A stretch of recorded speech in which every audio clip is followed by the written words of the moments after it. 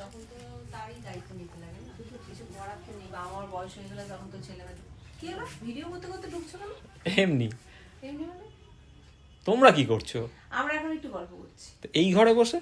এই ঘরে বসে। গল্পের জন্য তো এই ঘর না, গল্পের জন্য তো আমাদের সামনের ঘর। সামনের ঘর আমাদের সবসময় সামনের ঘর, গল্পের জন্য বলে শুধু খাওয়া দাওয়া আর মাঝে মধ্যে একটু আসা, ঘুরতে ঘুরতে আসা। এই ঘরে ম্যাক্সিমাম টাইম আমরা সামনের ঘরেই থাকি, আমাদের সামনের ঘরটা বেশি পছন্দের।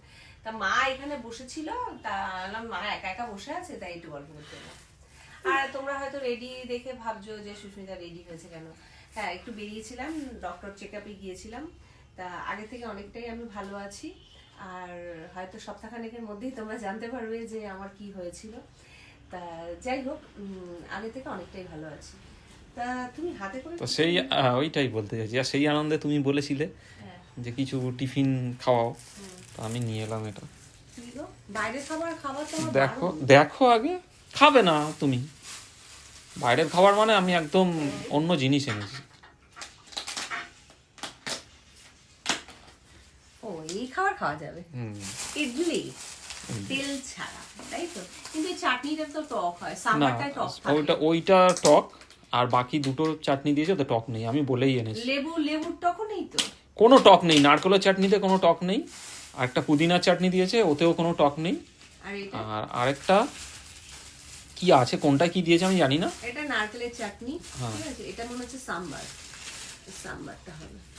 আর এটা ঠান্ডা, এটা ফ্রিজে ছিল। এটা পুদিনার চাটনি। হ্যাঁ, পুদিনার চাটনিটা সস মনে হচ্ছে তো, সস। তা ওগুলো খেও না, তুমি শুধু এটা খাও, নারকেলের চাটনিটা খাও অল্প করে। খুব পাতলা, আগে তো এত পাতলা করতো না। না, এটা অন্য দোকান থেকে এনেছি।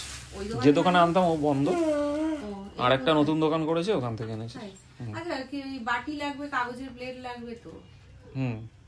নিয়ে আসো। একদম গরম, ঠান্ডা হয়ে যাবে। তাড়াতাড়ি যাও।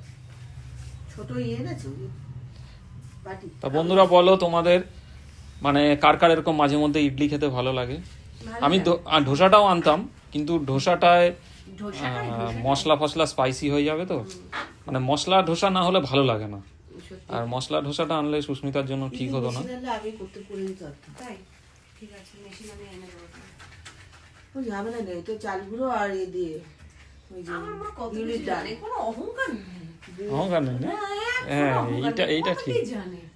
আচ্ছা, তুমি কথা না বাড়িয়ে যাও, আগে বাটি নিয়ে আসো, চাটনিগুলো ঢালতে হবে তো। ইডলি